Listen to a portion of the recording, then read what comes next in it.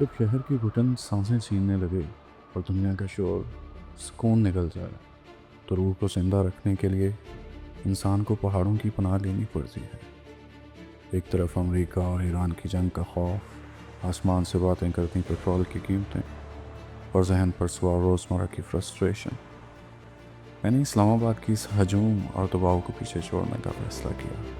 میرا رخ تھا کشمیر کی اس جنت کی طرف جہاں سکون تھا، لیکن یہ سفر آسان نہیں تھا۔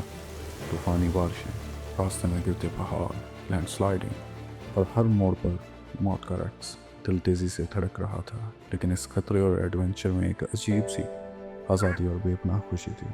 اور مشکل کو عبور کر کے جب میری آنکھوں نے اڑنکیل کے ان حسین نظاروں کو دیکھا تو لگا جیسے دنیا کے تمام دکھ پیچھے رہ گئے ہوں۔